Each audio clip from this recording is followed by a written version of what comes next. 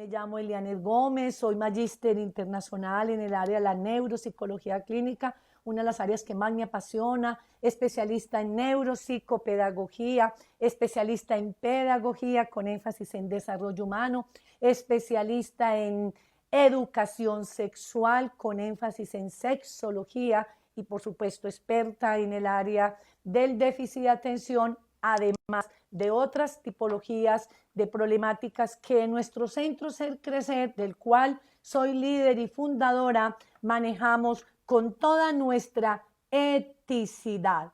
Bueno, vamos a entrar entonces ya en forma a analizar un poco frente a esta temática. En este orden de ideas es entendible que los niños con un trastorno por déficit de atención frecuentemente presentan dificultades en el área del aprendizaje. Yo quiero esclarecerles muy bien que hay una gran diferenciación. Una cosa es hablar de los trastornos de aprendizaje, para lo cual este no es el tema que les voy a tratar en el día de hoy. Pero es bueno que tengan claridad que un niño puede presentar trastorno de aprendizaje que tiene íntima relación con dificultades en su lenguaje escrito, en su lenguaje expresivo, y eso repercute sustancialmente en la parte de su lectura, su escritura, alteraciones en el área del cálculo matemático y demás, que por supuesto incide de manera muy significativa en el área académica. Pero el tema que quiero tratarles en el día de hoy está focalizado mucho más estrictamente en cómo un niño, cuando se identifica su trastorno por déficit de atención, de una u otra manera puede afectar o impactar su nivel académico o su componente en el área del aprendizaje. Y esto no quiere decir que cuando un paciente es diagnosticado a nivel de un trastorno por déficit de atención, necesariamente tenga que padecer un trastorno de aprendizaje. Eso sí quiero que les quede muy claro. Como un paciente que presente trastorno de aprendizaje no necesariamente tiene que presentar un trastorno por déficit de atención.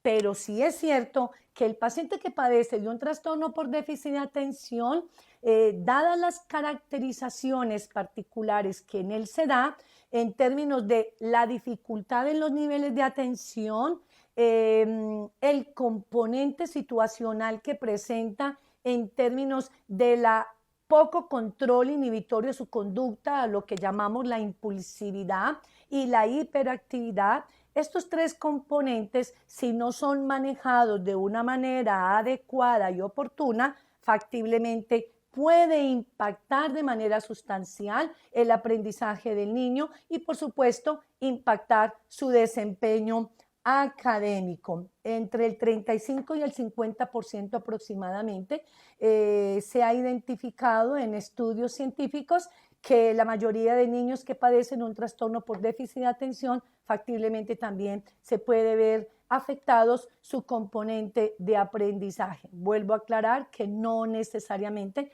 tenga que presentar un trastorno de aprendizaje.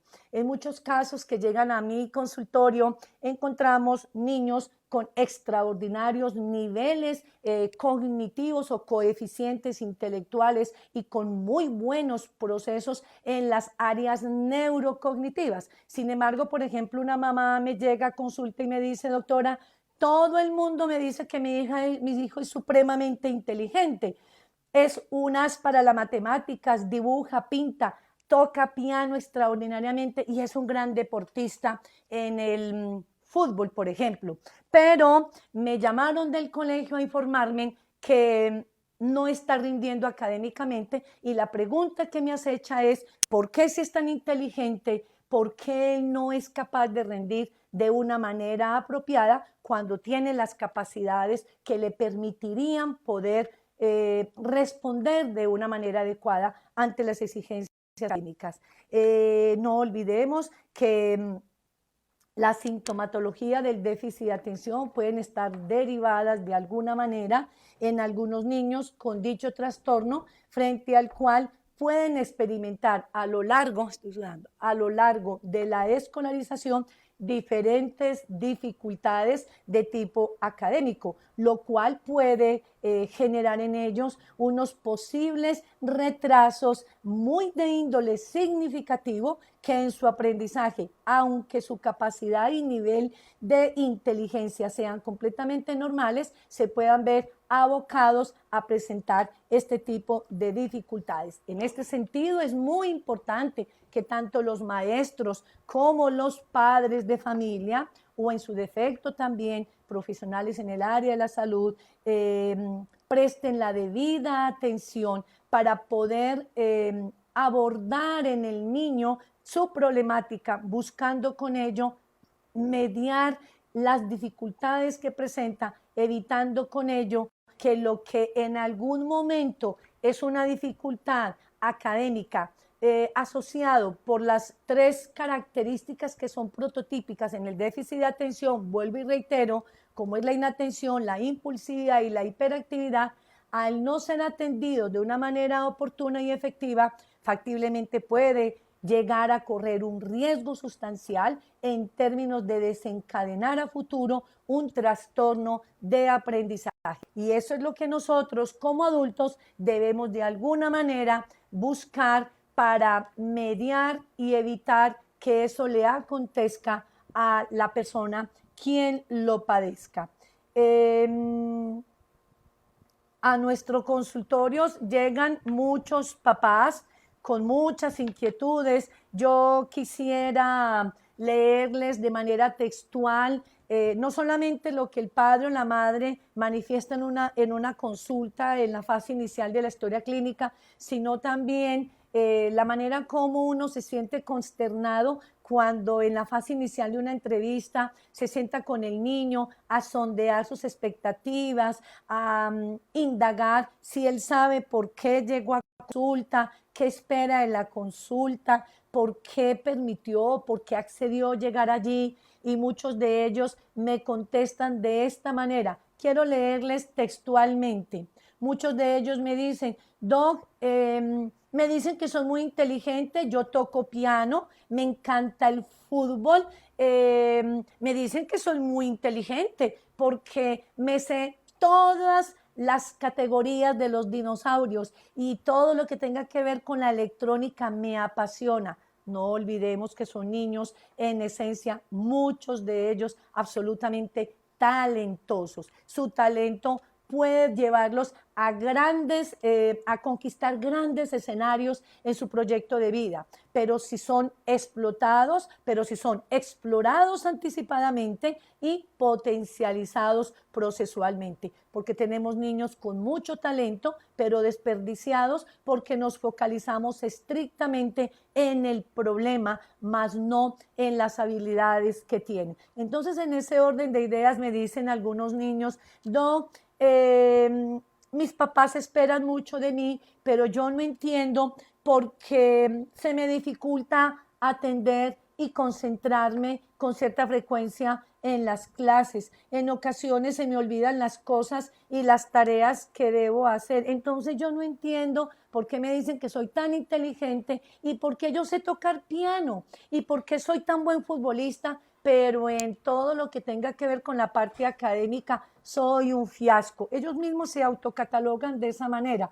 Dice otro, muchas veces me atraso y no logro escribir todo lo que mi maestra me exige porque lo que tengo, por lo que tengo que desatrasarme y además hacer las tareas para el día siguiente, hecho que para un niño con déficit de atención resulta ser supremamente complicado. Otro me dice, no sé planificar mi tiempo ni organizarme para llevar a cabo las tareas complejas. Me demoro la tarde y la noche haciendo una tarea y cuando mis papitos llegan a revisarme, pues resulta que solamente alcancé a hacer una de 6. Y cada vez que voy al colegio siempre me gano mis unos. Mis cuadernos son poco ordenados y a veces mi letra yo no la entiendo. Escribo muy mal y me canso fácilmente. Las tareas largas me cansan, me aburren, me desesperan. Por eso evito hacerlas.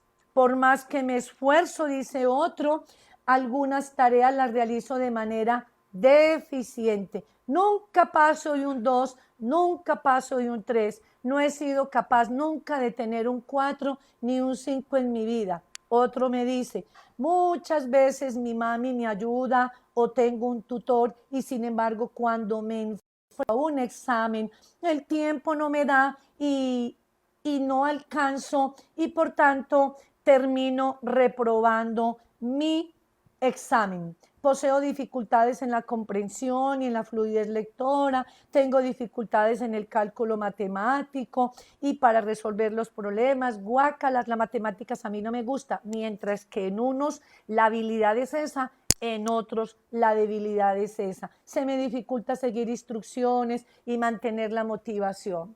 Esos son una de las tantas expresiones que nuestros niños llegan a expresar con el corazón henchido de dolor y de tristeza, porque por supuesto en su condición de ser niños buenos, intelectualmente capaces, con grandes talentos, emocionalmente nobles, porque son seres humanos extraordinarios, dulces, amorosos. Ya esto lo expresé en una de mis masterclass anteriores y tengo que volverlo a recapitular. Se le parte a uno el alma cuando los escucha expresando de una manera peyorativa frente a sus condiciones de índole personal. Muchas de estas situaciones que enfrentan los niños que padecen el déficit de atención pueden estar asociadas íntimamente con el lóbulo prefrontal, que es un área fundamental cerebral, para lo cual reviste una gran importancia porque allí hay unas áreas sensibles que dan cuenta de las funciones ejecutivas, para lo cual consideraría que posiblemente la próxima clase, la próxima masterclass, me detendría a hablar estrictamente de ese tema, porque es un tema, a pesar de que es apasionante, reviste un poco de complejidad, pero una vez que yo les exponga a ustedes todo el sinnúmero de funciones que ejecuta el lóbulo frontal o prefrontal, vamos a poder entender con amplísima comprensión por qué nuestros niños que padecen el déficit de atención y de la hiperactividad, a pesar que muchos de ellos son talentosos y tienen grandes habilidades, no obstante a ello, muchos de ellos se ven enfrentados a vivir experiencias de frustración, de fracaso académico, de fracaso social, de rechazo social. Déjenme decirles que todo eso tiene sustancialmente una explicación. Dentro de las dificultades que más se develan en un niño con déficit de atención están las siguientes: dificultades para planificar el tiempo. La mayoría de niños invierten mayor parte del tiempo del que usualmente un niño que no tiene la dificultad invierta. Entonces, en este sentido, a nivel de papá, de mamá, o de maestro, es muy importante identificar en este niño no solamente su ritmo de aprendizaje, su estilo de aprendizaje, sino también identificar si es de los chicos que en términos de sus funciones ejecutivas que emana el lóbulo frontal, esa es una quizás de las dificultades que él tiene. Entonces, el fracaso escolar o la dificultad en el aprendizaje está íntimamente asociado más porque es un niño que tiene un nivel de respuesta a nivel enlentecido, es decir, requiere de mucho más tiempo del necesario para poder ejecutar una acción. Y es ahí donde está sustancialmente la clave del maestro para que pueda tener consideración en ese sentido y dentro de las adecuaciones curriculares, que más adelante voy a hablar un poco de ello y que va a ser también motivo de otro masterclass, considere este elemento como de los más sustanciales para darle al niño el espacio, la oportunidad, posibilidad de que pueda desarrollar su examen, ejecutar su trabajo, su ejercicio con un poco más de tiempo. o en su defecto, dividirle al niño el ejercicio, la tarea, en 2, 3 partes para que en la medida en que él se esfuerce, esa experiencia le genere un nivel de gratificación y con ello se impregne de un nivel alto de motivación. Recordemos que el ser humano está íntimamente movido por la motivación. En el cerebro tenemos una subárea que es el sistema límbico, que es donde está emanado todo el componente del pensamiento, del sentimiento, de la emoción. Entonces, cuando un ser humano se enfrenta a experiencias que son gratificantes, pues por supuesto esa gratificación se ve develada en altos niveles de motivación. Y si eso nos acontece a nosotros como adultos, ¿qué decimos de un niño que vive en la avidez del deseo del reconocimiento, del aplauso y de la felicitación? Otra característica muy importante son las dificultades que tienen ellos para organizar el material, las tareas, el trabajo. Entonces es el prototipo niño de cuya mamá dice en la consulta: doctora, es un desorden. El cuarto es un desorden. Los cuadernos no hay de qué hacer un caldo con ellos. Los ejercicios y las tareas que hace en los cuadernos es un desastre. Pero si tu mamá, en medio de la dificultad, que no es que él invente y que no es que él no quiera, sino que su dificultad obedece a una alteración de su lóbulo prefrontal, si no tenemos las suficientes consideraciones. Aquí no estoy enfatizando que lleguemos a un nivel de sobreprotección.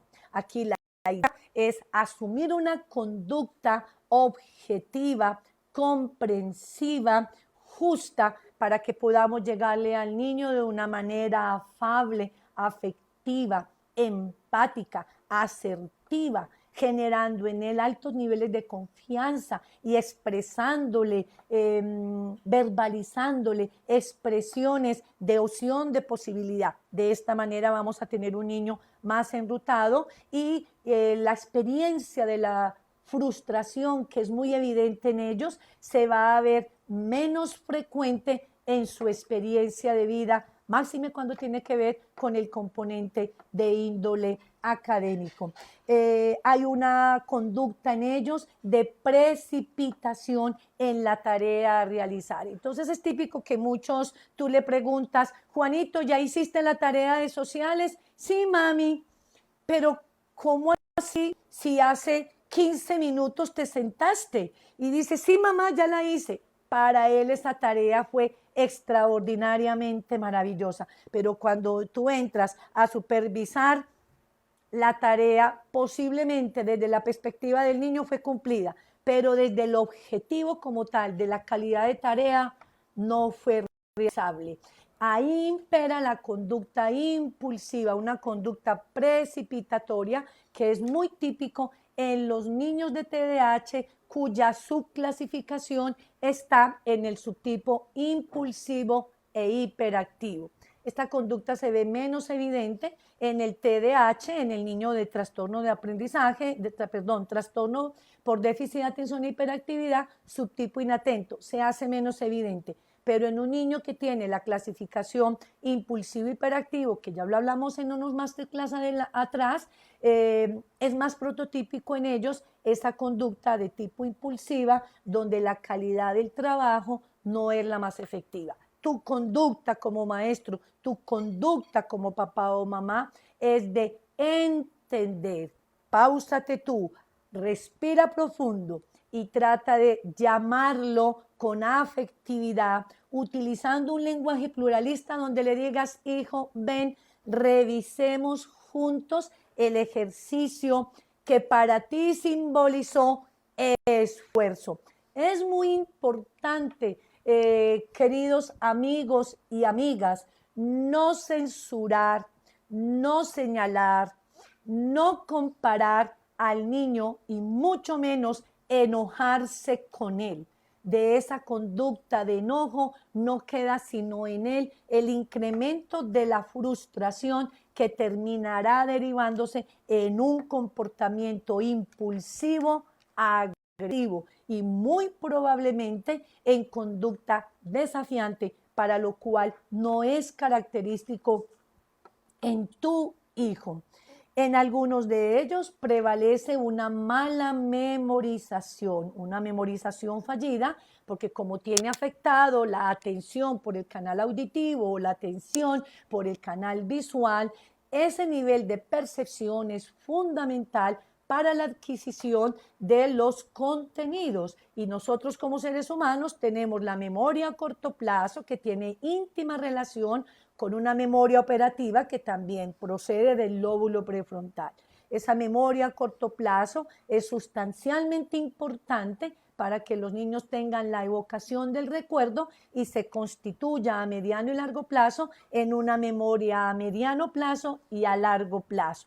Memorias que sin lugar a duda son incidentes en los dispositivos de aprendizaje. Un niño que tenga alteraciones en los niveles de memoria es un niño entonces que va a presentar factiblemente dificultades en su lectura y fuera de ello en sus niveles de comprensión. Entonces va a ser un niño que va a tener dificultades sustanciales en la comprensión lectora porque no logra hacer un proceso inmediato de asimilación del contenido que está leyendo. Entonces, si ante esa situación de dificultad de nuestro niño, tú te enojas, tú lo confrontas, tú lo ridiculizas, tú lo enganchas en una situación de fracaso y de frustración, pues ese es el típico niños que generalmente a futuro terminan, llamémoslo así, o no queriendo estudiar o en el peor de los casos desencadenando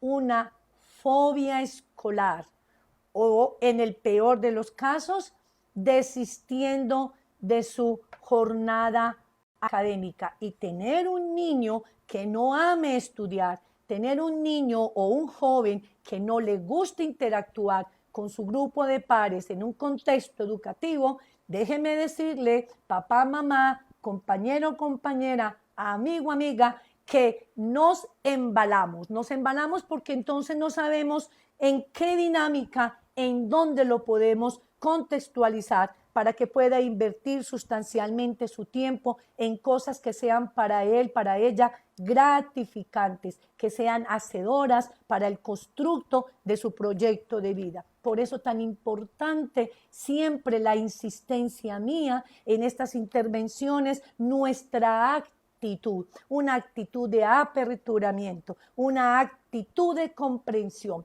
una actitud de respeto hacia el niño, hacia el joven, hacia el adolescente y una actitud de comprensión. No estoy en ningún momento enfatizando un comportamiento sobreprotector, laissez-fairista. Es una actitud de respeto, de comprensión, porque si lo llevamos de la mano desde la perspectiva del respeto y del apoyo, muy probablemente vamos a tener un niño, una niña, un adolescente esperanzados, desarrollando un nivel de credibilidad hacia sí mismo, porque tu papá, tu mamá, tu maestro le ha cimentado su amor.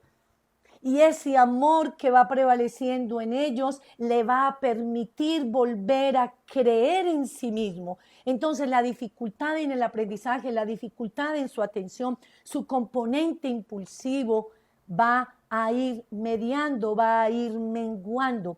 Esto no es un hecho milagroso, esto es una realidad vivida y sentida desde mi experiencia como terapeuta y como rehabilitadora en el área de la neuropsicología.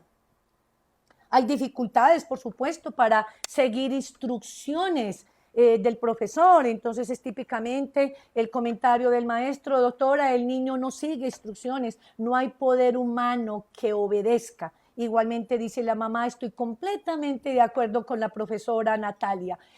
No hay poder humano, doctora, que Felipe Andrés me obedezca. Hace caso omiso, pareciera que no escuchara. Y es verdad, A veces ellos se ponen un escudo protector porque cada vez que escuchan a alguien, específicamente adulto, a exigir una serie de normativas y de acciones para lo cual él no se siente preparado y tiene claridad que no es capaz, entonces por supuesto utiliza mecanismos de defensa y uno de ellos es bloquear, no escuchar, no hacer caso. Ahí lo que tenemos que hacer es docilitarlo. Y la mejor manera de docilitar a nuestro niño indiscutiblemente es sabiéndole hablar con una voz modulada, utilizando un lenguaje pluralista. Ven, mi amor, sentémonos que lo vamos a lograr. Y Felipe Andrés probablemente dice, mamá, es que eso me cuesta mucha dificultad, guácalas, no me gustan las matemáticas, además la profesora no me gusta. Tratar en medio de ese momento, de esa sesión de estudio, pare un momentico el espacio de estudio y abra unos momentos donde tú puedas platicar con tu niño, disminuyéndole los niveles de angustia, de ansiedad y de expectativa que le genera ese momento de sesión de estudio. Y una vez que lo tengas un poco tranquilo y relajado, ahí sí, persuádalo para que él conjuntamente contigo, al ofrecerle el apoyo, pueda acceder a su sesión de estudio. Si esta experiencia la hacemos un día y otro día y otro día, y fuera de eso, tú con tu cariño, con tu paciencia, con tu credibilidad hacia él, con tu confianza hacia él, con tu voz tierna pero firme, contundente, le dejas entrever que creo en ti, muy probablemente ese niño que en algún momento estaba completamente patologizado, etiquetado en diferentes contextos, va a ser un niño que va a empezar a salir de allí y en poco tiempo va a poder aflorar y demostrar todos sus talentos, todas sus habilidades, todo ese potencial intelectual que lo caracteriza esencialmente como un ser maravilloso. Hay también en ellos, la mayoría de ellos tienen unas grandes dificultades para centrar la atención. Entonces, si la actividad que se le provee al niño es una actividad poco agradable, poco motivadora, es una actividad prolongada, que no le reviste motivación al niño, al adolescente, a la niña, entonces esa poca motivación hace que su nivel de atención sostenido, selectivo y alternante disminuya.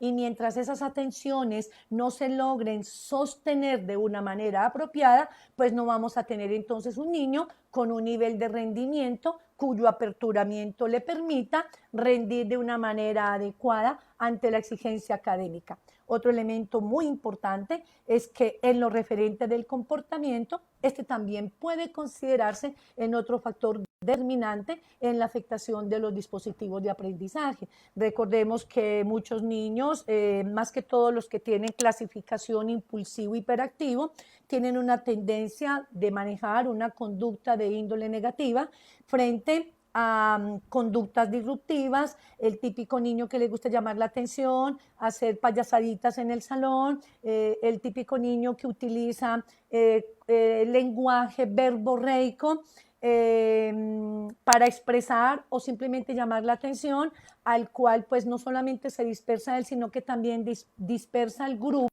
Estos elementos también a nivel de comportamiento se constituyen en factores sustancialmente incidentes en el desencadenamiento de la afectación de un nivel de aprendizaje. Recordemos que aquí yo no estoy hablando de trastornos netamente de aprendizajes, simplemente estoy hablando de unos componentes situacionales, factores que pueden incidir de manera muy sustancial en los dispositivos de aprendizaje y por ende en el desempeño académico, que por supuesto, si no son atendidos a tiempo y no se prevé a tiempo su dificultad, pues entonces estas dificultades que aparecen ser asociadas de manera situacional por las características típicas de su TDAH, indiscutiblemente se van a convertir a mediano plazo o a largo plazo en un trastorno de aprendizaje. Y cuando ya estamos hablando de un trastorno de aprendizaje comórbido unido al trastorno del déficit de atención, pues indiscutiblemente estamos viendo un panorama en nuestro niño, a nuestro adolescente de mayor complejidad, lo que podría implicar una exigencia mayor en términos de intervención terapéutica de índole multidisciplinaria y donde el maestro tendrá que tener mayores esfuerzos, hacer mayores esfuerzos para poder regular la conducta del niño y en su defecto también los padres de familia. Vamos a mirar aquí rápidamente, ya tenemos 35 minutos. Quiero mencionarles cuáles son más o menos las características para que ustedes tengan en cuenta y puedan observar en sus niños, fundamentalmente en sus niños, en la fase inicial, cuáles pueden ser aquellas conductas que empiezan a develar un posible acercamiento de una sospecha a un posible trastorno por déficit de atención. No olviden que nunca podemos etiquetar, siempre tenemos que ser en ese sentido éticos, absolutamente éticos, muy recursivos, y cuando yo como maestro tengo la sospecha de manera inteligente, de manera activa, de manera creativa, si tus habilidades te permiten identificar fácilmente las características del niño en donde tú consideras que hay una posibilidad de sospecha, mucho cuidado con etiquetarlo o lanzar el diagnóstico a priori, porque no es posible que una serie de conductas nos estén ya enmarcando dentro de un diagnóstico de índole científico, para lo cual reviste una evaluación exhaustiva por profesionales en el área de la salud y, por supuesto, expertos en el manejo de este caso. Llámese un psicólogo muy bien preparado o un neuropsicólogo, o también el psiquiatra o el neuropediatra o el psiquiatra, si es también del caso.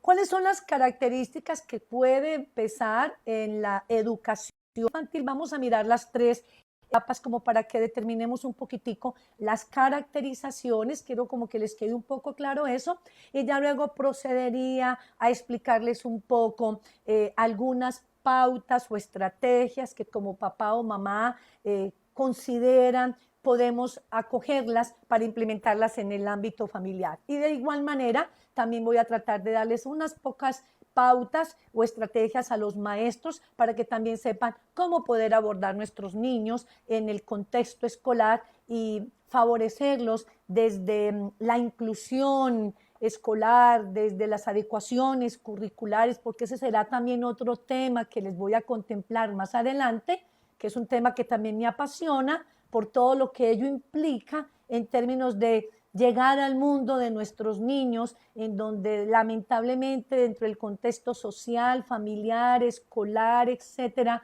se ven abocados a vivir una situación de mucha limitación en términos de oportunidades para experienciar felicidad. Recordemos que venimos al mundo a ser felices y nuestros niños son la esencia, llevan la impronta de la felicidad. Recordemos que más en ellos y en nosotros, más en ellos, prevalece el principio del hedonismo, que es el principio del placer, el principio del amor, el principio de la alegría, el principio de la fuerza, el principio de la satisfacción. Y nosotros como adultos no podemos mutilarles a ellos esa posibilidad, ese sueño, ese derecho que por naturaleza y por el hecho de ser seres humanos ávidos de formar parte de este universo, pero a lo bien, es decir, formar parte de este universo en donde sean gratificados sus sueños y sus deseos. En últimas, es indiscutible reconocer que como adultos nos engrandecemos, nos sentimos completamente emocionados cuando las cosas nos resultan bien, cuando después de un esfuerzo vemos los resultados tan positivos. Entonces, ¿qué decimos en nuestros niños? Retomemos entonces qué características puedes tú ir identificando en un niño donde hay una posibilidad de aproximación, en donde haya una posible sospecha del TDAH, donde a futuro se podrá corroborar con una buena evaluación. Vuelvo a ser muy enfática frente a esto. En la educación infantil, déjenme decirles que entre el 60 y el 70% de algunos niños diagnosticados con el TDAH durante su etapa preescolar, oigámoslo muy bien, durante su etapa preescolar, ya empiezan a manifestar ciertos comportamientos diferentes a los del grupo de referencia. Eso lo ha investigado en grandes investigaciones, específicamente uno de los científicos, psicólogos que más ha trabajado en esta parte, en esta etapa contemporánea, es Barclay, uno de mis más simpatizantes científicos. Una de las diferencias que encontramos entre los niños del TDAH en el preescolar respecto a los otros niños que no tienen posiblemente esta condición es el referente del juego. Oigámoslo muy bien. Observar al niño en un contexto social lúdico, vamos a observar cuál es la dinámica de su juego. Los niños que presentan un TDAH, generalmente el juego de ellos es un poco más inmaduro, es menos social y constructivo. Es un niño que suele utilizar, tiene un uso más monótono de los materiales, no suele cooperar mucho con los compañeritos en los juegos de grupo y suele comunicarse con ellos de una manera mucho más pobre, o en su defecto, en los juegos revela una gran conducta impulsiva en donde dice es que el niño es muy brusco, pero puede ser que lo cataloguen agresivo, pero no es una conducta del niño agresiva, sino que por la falta del control inhibitorio, recuerden lo que les expliqué hace un rato, esa falta del control inhibitorio que es proveniente del lóbulo prefrontal, como el niño no la tiene regulada, esto hace que cuando asuma acciones de tipo motora en la dinámica de la lúdica, los movimientos no es que sean torpes, sino que sean movimientos disruptivos. Entonces parece ser el niño agresivo, pero que en su defecto es más bien un niño pesado, un niño brusco, lo que llamamos comúnmente un niño brusco.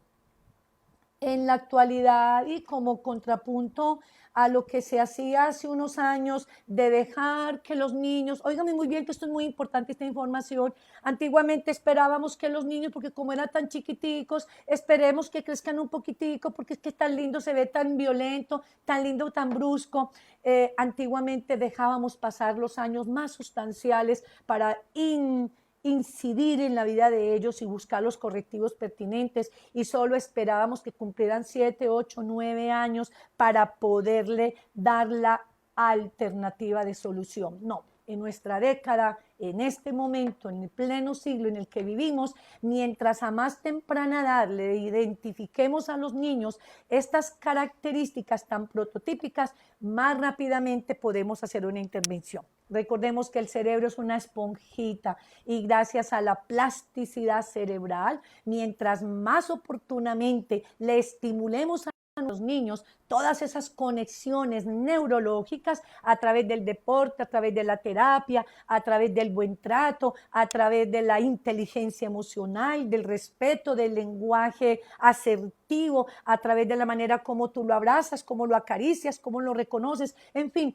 innumerables variables que se constituyen para el niño en hacedores estimulantes para poder generar nuevas reconexiones, nuevas creaciones de grupos sinápticos a nivel cerebral, el cual redundará en el mejoramiento de nuestros niños. Entonces, mientras a más temprana edad identifiquemos sus dificultades, más favorecido se va a ver el niño, la niña, aún el adolescente, de evitar a futuro situaciones mayormente comprometedoras que en su defecto le generen un detrimento en su autoestima y termine en condiciones peyorativas como es una ansiedad, una depresión, que de estos temas ya he hablado en mis masterclass anteriores. Miremos la minoría de familias de los niños que tienen TDAH de 2, 3 añitos, 4 añitos, en esa fase de preescolar donde empezamos a evidenciar ese tipo de conductas, revisten una gran importancia de recibir una psicoeducación. Es una etapa fundamental. Los papás generalmente a esas etapas son personas muy jóvenes, no tienen por qué sabérselas todas, pero tampoco es la justificación para argumentar que como soy joven y yo no nací aprendido y no fui educado porque mi mamá me educó de X o Y manera, no tengo yo la habilidad, la estrategia, la creatividad para buscar el recurso del talento humano, de la persona experta, para que me instruya, me oriente, me enrute frente a esta situación que como papá o como mamá me está generando grandes incertidumbres y grandes preocupaciones. La idea no es quedarte en la preocupación, querido papá y mamá y maestro. La idea es buscar alternativas de solución. Y una de ellas es buscar profesionales en el área de la salud que tengan experiencia en el manejo de este tipo de niños. La psicoeducación entonces se constituye en un elemento muy importante, no solamente para el papá, la mamá, del niño de quien padece el TDAH, sino también, por supuesto, del maestro que tiene a su cargo esa gran, pero gran responsabilidad. Miremos un poquito las características en la educación básica primaria. Si el niño no se le es atendido de manera oportuna y efectiva en la etapa preescolar, que sería lo más ideal, a mí me encanta trabajar con los chiquis porque ahí eso es una esponjita que uno va moldeando y le va uno inyectando todas esas estrategias terapéuticas que para ellos son tan maravillosas porque los niños es lo más agradecido, ellos se degustan un dibujo, ellos se degustan un trabajo con plastilina, ellos se degustan un juego con balón y así el papá diga, es que estoy pagando una consulta para que el niño juegue. No, papá hermoso, el niño, tú estás pagando una consulta no para que el niño juegue, tú estás pagando una consulta para que el niño se redescubra a través del juego e identifique que a pesar de que tiene su dificultad, tiene innumerables oportunidades para ser exitoso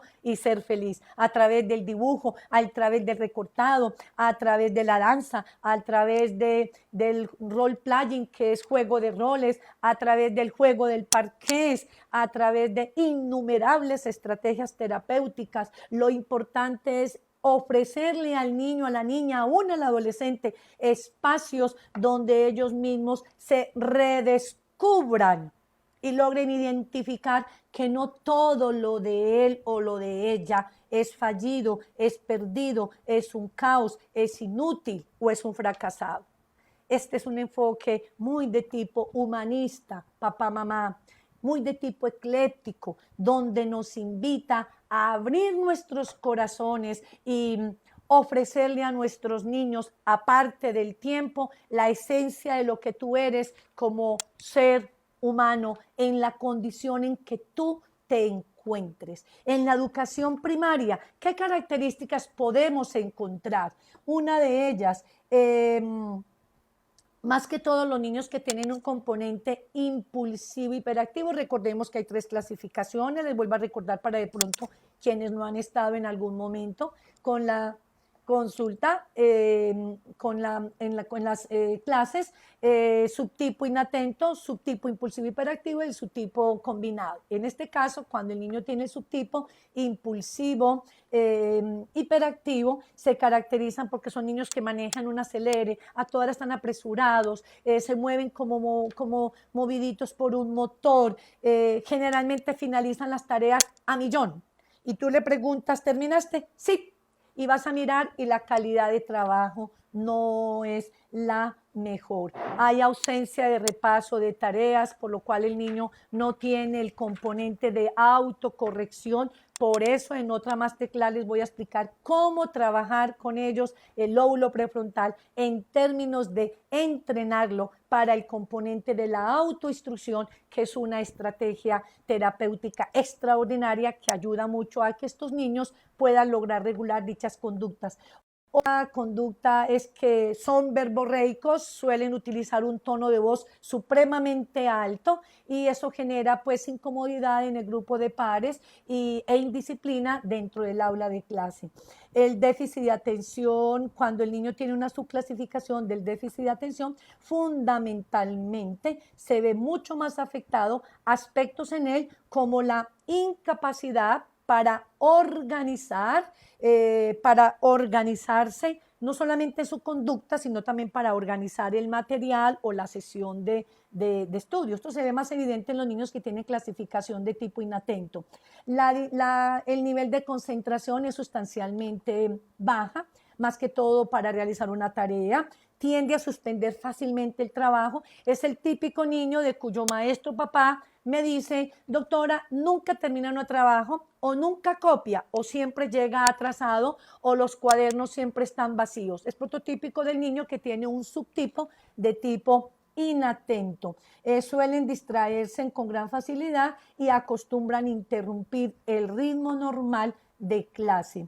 Ejercen un gran esfuerzo por cumplir con las tareas, pero generalmente terminan dándose en cuenta, me doy por vencido porque esto a mí me quedó grande. En este sentido me parece muy importante la actitud del maestro, del padre de familia, la madre de familia, porque ahí les tocaría asumir un papel de coterapeutas. Y coterapeutas es todo lo que he venido expresando a lo largo de mi intervención.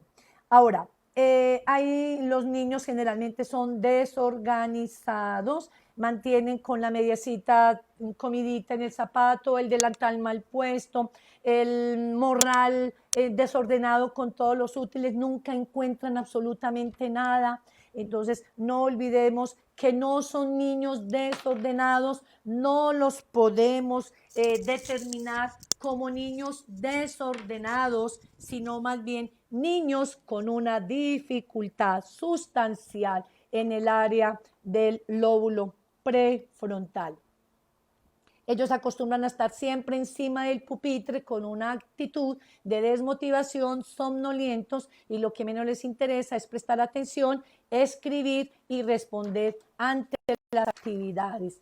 Le cuesta muchísimo ordenarse en el tiempo, manejar el tiempo y demás. Ya a nivel de la educación secundaria, durante la etapa preescolar, si en esa etapa no se le media las dificultades al niño y demás, entonces son chicos que se vuelven muy fluctuantes en la ejecución de tareas. Entonces, el prototípico joven evasivo, procrastinador, que le encanta llegar al aula de clase unos 5 minuticos para mirar cómo copiarle al amiguito o, en su defecto, cómo falsear, porque durante toda su etapa preescolar y de primaria, pues no logró desarrollar las habilidades que él requirió para poder tener un nivel de funcionalidad en términos de programación, planeación, organización, ejecución de acciones que le permitan desde la conciencia controlar su conducta inhibitoria y programar las sesiones de estudio que le generen a él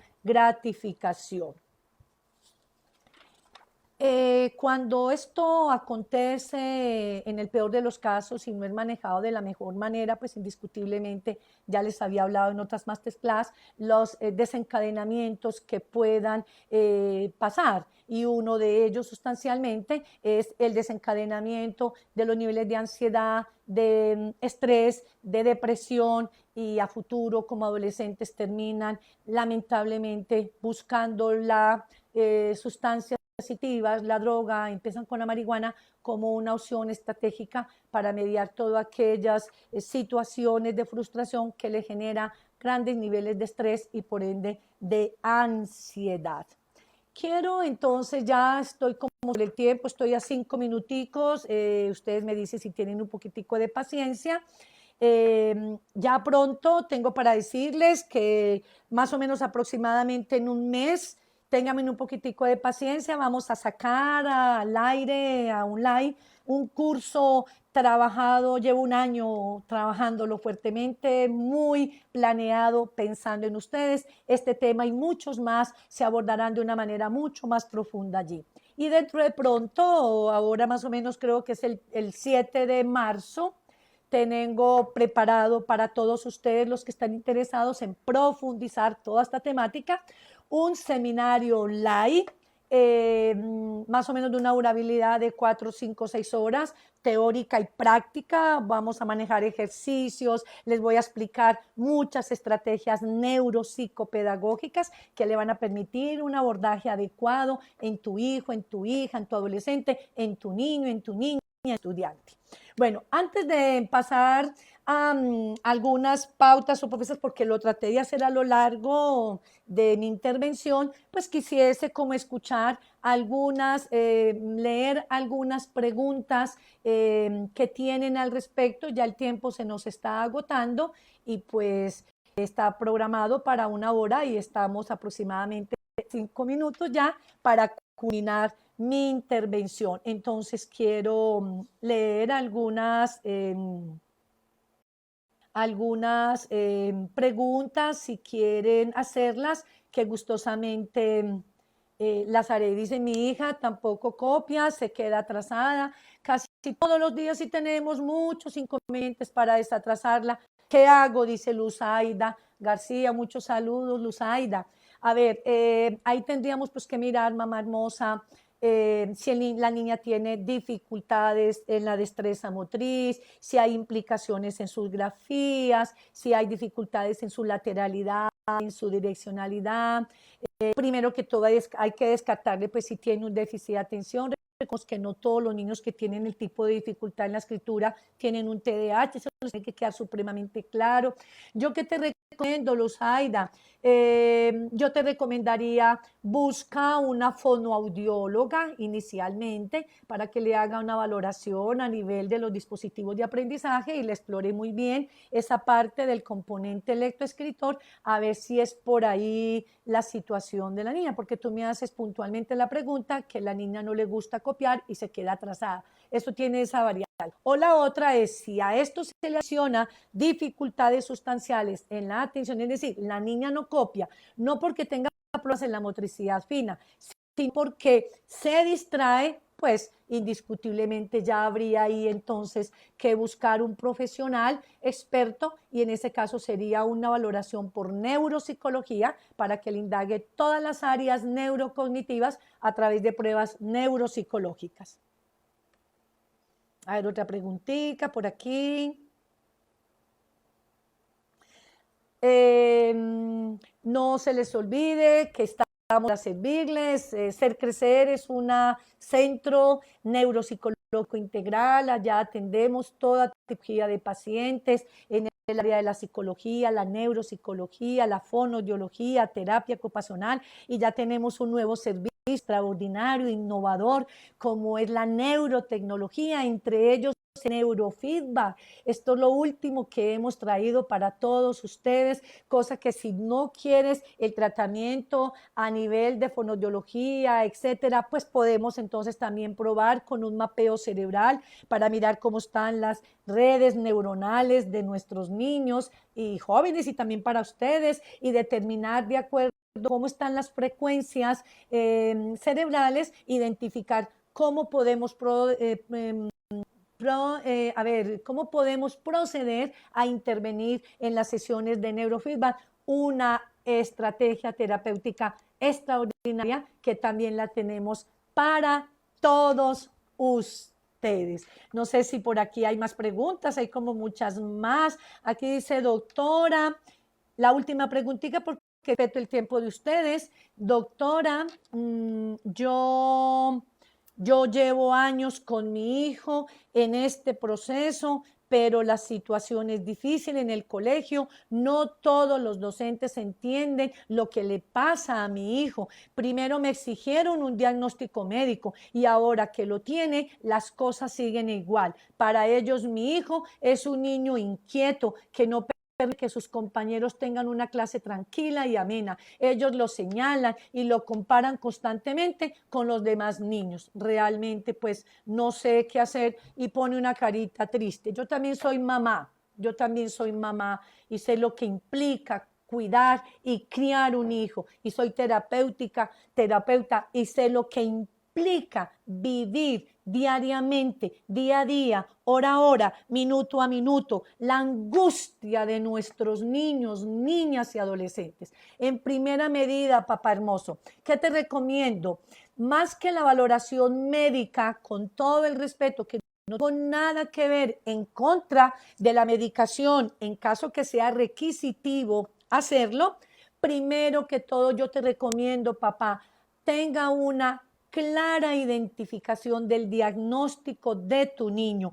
Te recomiendo, haz un poco de esfuerzo, busca un buen profesional en el área de la neuropsicología y pide una muy buena valoración. Ojalá le indaguen el coeficiente intelectual para mirar su área cognitiva. Generalmente estos niños son supremamente inteligentes, hábiles, supremamente talentosos. Lo que tenemos es que identificar cuáles son las áreas que están afectadas y muy posiblemente identificar lo que le está pasando al niño tiene que ver íntimamente con el lóbulo prefrontal. Entonces, una vez que tú tengas un diagnóstico claramente identificado, ya el profesional determinará el plan de intervención. Segunda recomendación, solicite al profesional que evalúe el niño, haga una visita al colegio con ustedes para que lleve el informe y haga una excelente socialización de los resultados, con miras a que el maestro esté identificando y tenga amplio conocimiento de la condición de tu hijo. Y más etiquetarlo y censurarlo, más bien ser copartícipe, coterapeuta del proceso que tu niño necesita.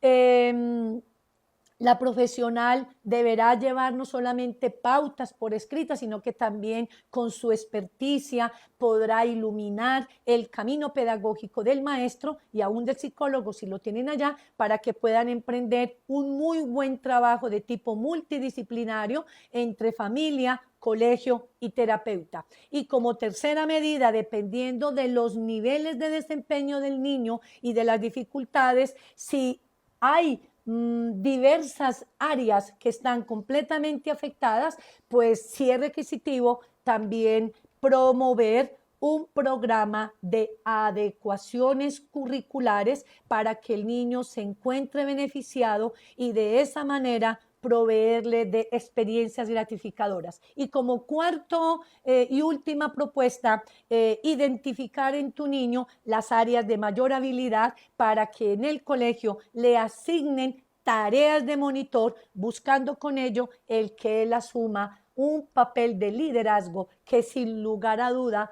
aumentará los niveles de autoestima y detrás de ello él podrá ir mediando procesualmente sus dificultades. Y como quinto lugar, pues obviamente el proceso de intervención en rehabilitación en caso que lo amerite. Bueno, queridos amigos y amigas, muy complacida de haber estado con todos ustedes. Me siento enorgullecida porque veo que se me unieron en este momento muchas personas. Tengo para decirles que los hago con todo mi corazón. Los invito ampliamente para que el 7 de marzo me voy a presentar por allí en el seminario online. O sea, voy a facilitar este espacio de aprendizaje, 4 o 5 horas conmigo, sin que tú te muevas de la casa. Solo a un clic. Si estás interesado por este mismo medio, le dice me interesa para tomarle los datos y vamos a ver si Dios quiere el 7 de marzo en nuestro seminario Entrenamiento Neuropsicopedagógico para el manejo del déficit de atención e hiperactividad a un clic sin moverse de tu casa. ¿Qué van a recibir? Algunos videos, material de apoyo, ejercicios de entrenamiento, la ampliación en el marco teórico para que ampliemos un poquitico más los conocimientos y por supuesto toda la asesoría que ustedes consideren en qué momento la requieren de esta fiel servidora. Se despide con todo el corazón, deseándoles una bendecida noche y que el Todopoderoso los siga acompañando e iluminando en todo los proyectos que ustedes decidan seguir alcanzando. Un abrazo para todos ustedes.